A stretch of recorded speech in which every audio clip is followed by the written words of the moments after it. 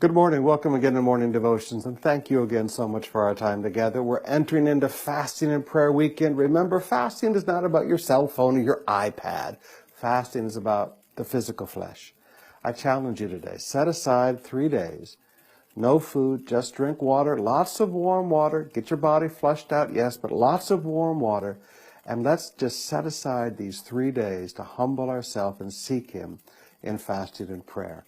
Right now, I want us to come back to the book of Genesis chapter 17. I want to talk to you about the requirements of relationship. When I was a young man and I married my wife, that was about 38, 39 years ago now, there were expectations we had. I expected her to be faithful to me. She expected me to be faithful to her. We had expectations in the relationship. There were requirements in that relationship. Now, I want you to notice that with God, there are requirements in the relationship. And this has nothing to do with the law. This is long before the law. Everybody always wants to write everything off as that's law and we're under grace. That has nothing to do with law and grace. Much of the moral code, much of the things that God asks of us about our lifestyle has nothing to do with the law of Moses. Genesis chapter 17, verse 1. When Abram was 99 years old, the Lord appeared to him and said, I am God Almighty.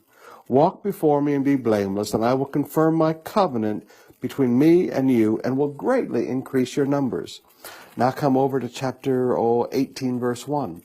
The Lord appeared to Abram near the great trees of Mamre while he was sitting at the entrance to his tent in the heat of the day. Now look on down to verse 18 or verse 19. God said, For I have chosen him, so that he will direct his children and his household after him, to keep the way of the Lord by doing what is right and just, so that, always underline those words in your Bible, so that the Lord will bring about for Abraham what he has promised him. I want you to notice that when God appeared to Abram, this is the first time. Physical manifestation. Abram could see him. Abraham could touch him. He physically appeared to Abraham. Then in chapter 18, verse 1, he appears to him a second time and then promises to appear to him a year later a third time.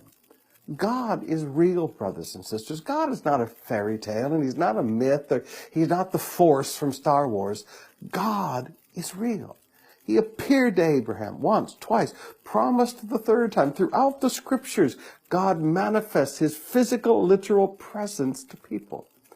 Now, as he manifested his presence to Abraham, he said, Abraham, I'm going to do all these wonderful things for you. He made beautiful promises. But he said, Abram, I ask two things of you. I ask that you walk before me, and I ask that you be blameless. Now, that's not the law. That is the requirements of a relationship. There are lifestyle requirements to be in a relationship. Now, those lifestyle requirements are also part of fulfilling the promises. In verse 19, he said, so that. Now, there are many promises that God has made to us in our lives. And there are many Christians that do not see those promises fulfilled. And it has nothing to do with the principles of law and nothing to do with the principles of grace. It's conditional promises. Promises that are based on how we live our life. Do we keep his ways? Do we walk before him? Do we live a righteous life before him? Now, brothers and sisters, I want to challenge you today. I know that much of Christianity today is saying it doesn't matter how you live. Christians want all the blessings, but we don't want any rules. Well, the Bible does have some rules of relationship. Now, brothers and sisters, please, I know that there are these people that say all these things, but please, just read the Bible.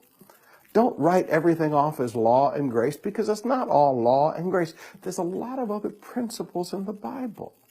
Brothers and sisters, please. God stood before Abram long before the law of Moses and said, Abram, I'm going to do these things for you, but this is how I expect you to live your life.